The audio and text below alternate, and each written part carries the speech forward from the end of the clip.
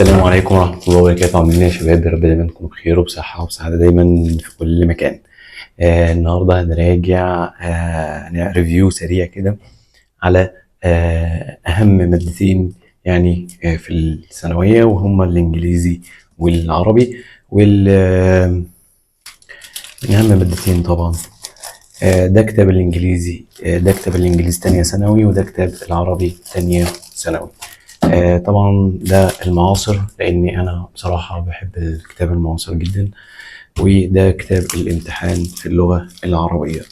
كلام جميل. طيب احنا دلوقتي هنفتح واحد واحد فيهم ونشوف ايه المحتويات او تقسيمة الكتاب عاملة ازاي، علشان تبقى انت يعني ايه عفوا، تبقى حضرتك وانت رايح تشتري الكتاب عارف الكتاب هتشتري فيه هيبقى شكله عامل ازاي وكده. طيب هنبدأ بكتاب العربي. كلام جميل. انا بفتحه دلوقتي مع حضراتكم. مؤلف زيرو، كتاب لسه زيرو. ماشي، احنا مش عايزين منها اي حاجة. ده الكتاب، ده الكتاب بيبقى بالشكل دوت. كلام جميل. طيب ده شكل الكتاب، هو مكون من كتابين. ده كتاب اللي هو الجزء الخاص بالامتحانات والإجابات، وده كان نفس السنة اللي فاتت بالظبط برضه، كان جزء خاص بالامتحانات والإجابات وإلى آخره. ما علينا، خليه هنا دلوقتي. نشوف الكتاب الأساسي مترتب إزاي. أدي أهو الكتاب. تمام. ده مجال القراءة، مجال البلاغة، الأدب، النصوص، النحو، التعبير، مجال القصة. طبعا أنا مش شايف إن هو هيختلف كتير عن السنين اللي فاتت. بادئ برضو البداية العادية جدا، إن هو بيبدأ عندنا اهو بادئ بالقراءة. تمام. نماذج القراءة، بادئ بالقراءة، بادئ البداية العادية جدا اللي هي مفيهاش أي مشاكل خالص، يعني اللي هي القراءة، وبعد كده البلاغة والأدب والنصوص. بعد كده خامسا هو بادئ بالنحو، وسادسا التعبير، وسابعا مجال القصة. ماشي. طبعا ده الكتاب بالمنظر دوت. هو اصلا يعني كام صفحة؟ 356 صفحة. طيب الكتاب كانت طريقة شرحه عاملة ازاي؟ طبعا القراءة والنصوص مش شايف انها تختلف كتير عن الكتب اللي قبل كده، فهي نفس طريقة الشرح ونفس النصوص المتحررة، يعني الطريقة بتاعته يعني ما اتغيرتش عن السنة اللي فاتت الثاني وهكذا. ولكن تعالوا نخش مثلا على البلاغة، نشوف شكلها مثلا عامل ازاي. طبعا كتاب الامتحان الجميل اللي فيه ان الاسئله بتاعته كتير، كمان اسئله فوق المتوسط يعني، فبصراحه انا بشجعه جدا. كتاب كويس. طبعا هو بادئ هنا المراجعه العامه العاديه. ماشي، الكلام ده برضو كان في سنه اولى، كان في المراجعه ديت انا اظن. طبعا مراجعه. وبعد كده عندنا الكنايه، تعبير، علم البديع، بادئ بعلم البديع. تمام. الدروس بقى العادية بقى وبيشرح لنا طبعا كل درس فيه ايه بالظبط في النظام تانية ثانوي، والأسئلة. وبعد كده الدرس تاني علم المعاني، وكذلك برضو بعد الشرح مفيش أي حاجة. الأسئلة برضو تدريب مجاوب عنه. ممكن دي تقريبا ممكن تكون الحاجة دي جديدة، تدريب إن هو في وسط الشرح كده يجيب تدريب. هو تدريب دي ممكن انا ما كنتش خدت بالي منها في اي كتب قبل كده. جزئية التدريب ديت تدريب 2 كمان، يعني في تدريب 1. تمام. تدريب 1 مجاب عنه. فيمكن الحتة الجزئية ديت حلوة في كتاب الامتحان، ان هو جايب اسئلة في وسط الشرح يعني، فدي بصراحة ميزة حلوة جدا. ما شفتهاش انا بصراحة ما خدتش بالي منها خالص يعني. فدي ميزة حلوة انك تشرح جزئية معينة وتسأل فيها يعني بنفس ابيات شعرية بنفس الجزئية اللي هو شرحها. دي حاجة كويسة. ودي نفس حكاية شرح الجزئية التانية انا اعتقد، وبرضه بيسأل في الجزئية التانية، فدي كويسة برضه تحتسب له. طيب، وبعد كده أسئلة عامة والتدريبات الشاملة، نفس اللي فات بالظبط، نفس الكتاب اللي فات. وبعد البلاغة داخل على الأدب. برضو الأدب بنفس سياق الشرح ونفس طريقة الشرح اللي في الكتب اللي قبل كده، مفيش أي جديد. بس اللي عجبني برضو في حاجة إن الكتاب حجمه كبير، وأنا بصراحة أنا بحب الكتب اللي بيكون حجمها كبير. لأنك أنت بتشوف المعلومة، يعني أنت بذاكر من الكتاب، أنا بشوف المعلومة تمام. عكس الكتاب الإنجليزي برضو في حاجة مش كويسة، إن الكتاب صغير. يعني أنا مش بذاكر من تاب دلوقتي، أنا حاليا بذاكر من كتاب، فعايز كتاب، يعني عايز كتاب كبير علشان أقدر أشوف وأقدر أحل يعني. ده من وجهة نظري ده أحسن بكتير. ف... فاللي عجبني في كتاب الامتحان ان هو الكتاب كبير، حجم الصفحة كبيرة، والكلام واضح، والدنيا كويسة جدا فيه يعني، فحاجة كويسة. دي من ضمن المميزات، غير الكتب الصغيرة اللي بتبقى أصغر من كده، دي بتبقى سيئة جدا أو الكلام فيها بخط صغير بالنسبة لي، من وجهة نظري. لو حد بيرتاح معاها فمفيش مشكلة. بعد كده النثر، بدأ بعد الأدب هنا النثر، وبرضه نفس طريقة الشرح، بيشرح الدرس وبعد الدرس بيقول الأسئلة، ومفيش أي مشاكل خالص. وبعد كده الدرس التالت سمات الشعر العربي في عصر تمام ماشي. والأسئلة ونظام. بعد كده المفروض بعد النثر بقى نخش على مجال التزوج. تمام، هو هنا بقى دخل على النصوص. آم، النصوص على ما أظن نفس الحاجات ديت، مش نفسها يعني بالظبط، بس التمييز تمام. هو شرح النصوص هنا في صفحتين. هو شرح النصوص يعني في صفحة هنا تمام. ما يختلفش كتير عن اللي فات، ما يختلفش كتير عن الشرح بتاع كتاب سنة أولى يعني، ولكن في إضافات طبعا يعني، في إضافات طبعا عنه. هنا من تجارب الحياة، ده هو الدرس في النصوص، دليل الشرح وتذوق البلاغي. نفس برضو السياق، نفس ماشي بنفس السياق. لو هنقول مثلا النسبة لحد دلوقتي، ممكن إن احنا نقول بنسبة 60% ماشيين بنفس السياق اللي كان قبل كده. ده تمام. الأسئلة طبعا نفس الكتب اللي قبل كده، مفيش أي مشاكل خالص. والدرس التالت العلم والحياة. ماشي.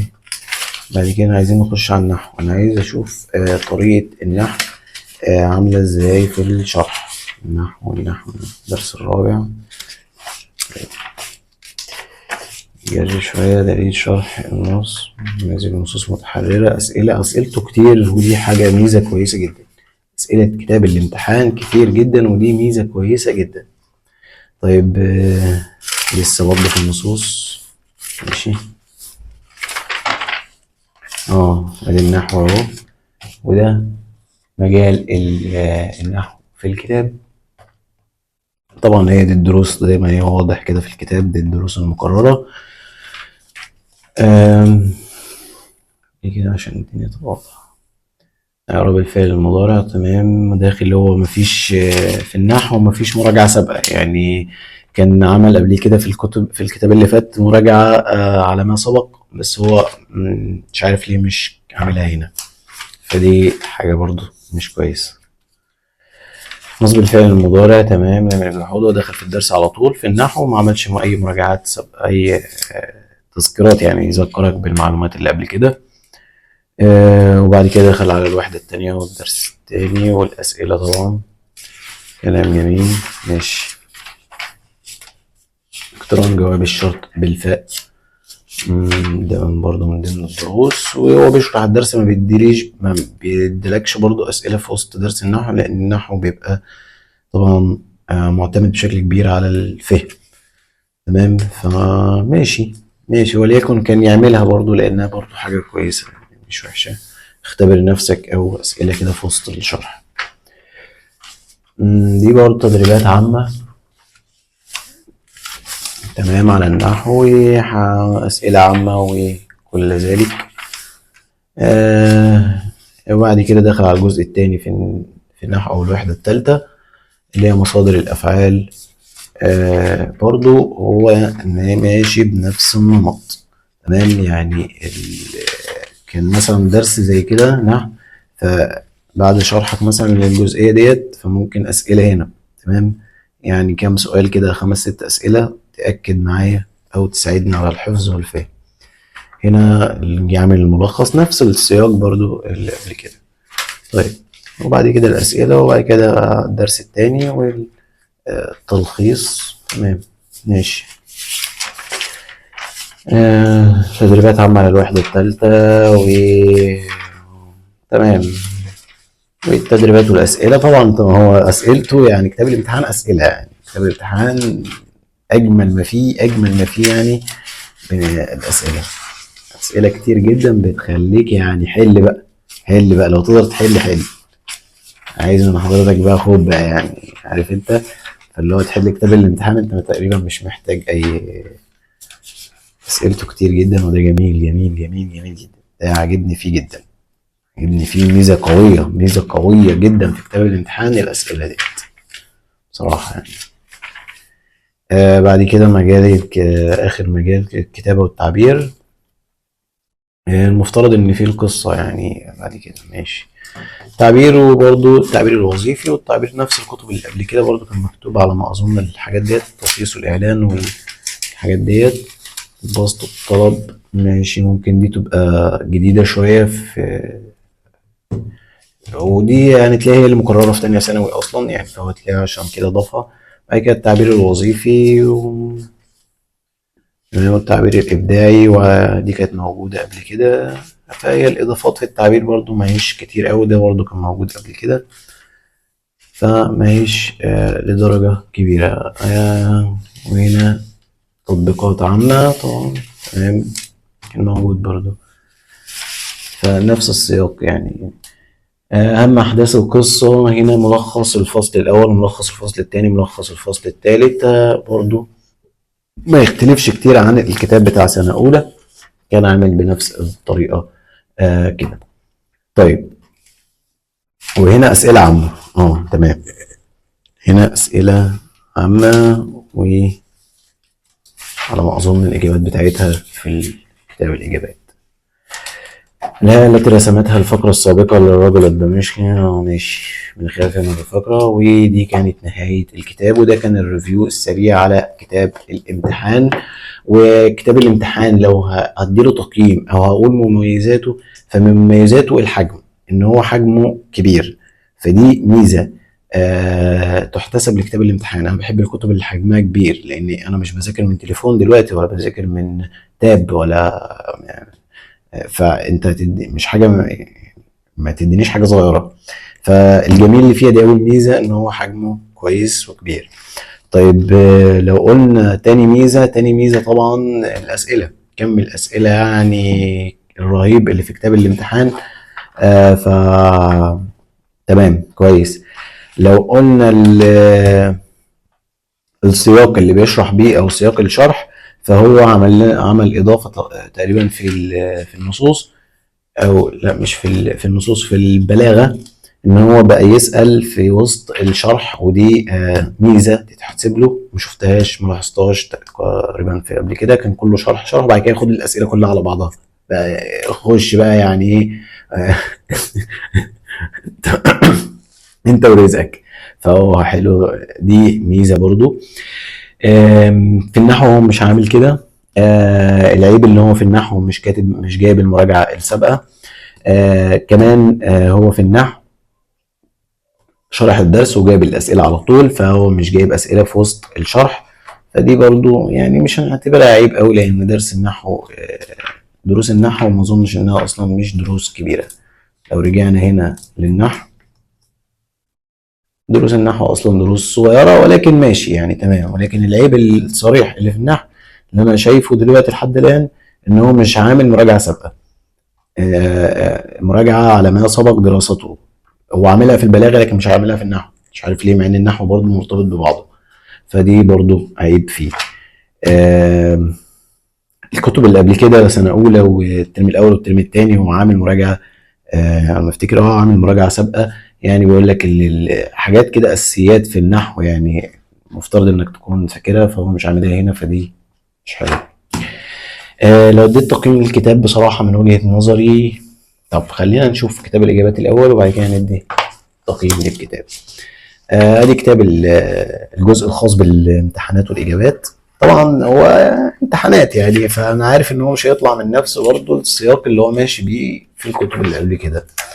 طيب هنا نفس السياق، مفيش أي مشاكل. عندي نموذج أول ونموذج تاني، وهو عامل يعني على كل شهر، يعني شهر اكتوبر انت بتاخد امتحان، شهر الامتحان الاول على شهر اكتوبر على حسب الدروس اللي هو ماشي بيها او النظام اللي ماشي بيه. حضراتكم بصوا، كتاب الامتحان ماشي بنظام المدرسه، او اللي هي الدروس اللي هي في المدرسه، اللي هو النظام دوت او الجدول دوت. فهو جدول كويس يعني، فعلى اساس الجدول دوت فهو بيعمل الامتحانات الشهر ديت.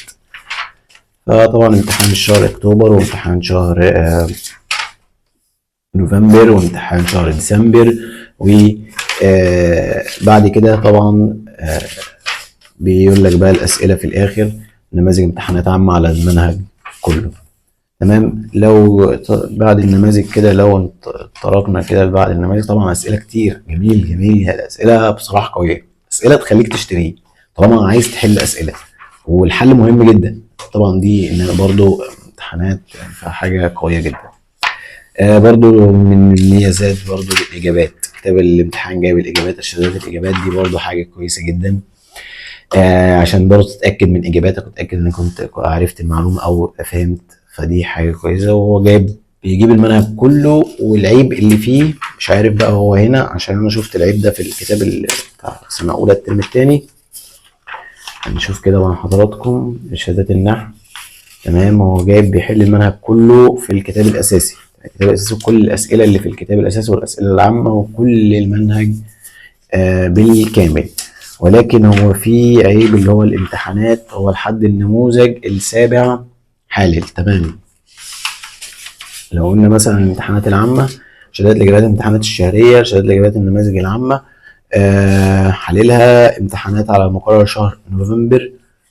ماشي. احنا عايزين الامتحانات العامة، نموذج واحد، نموذج ثلاثة، نموذج.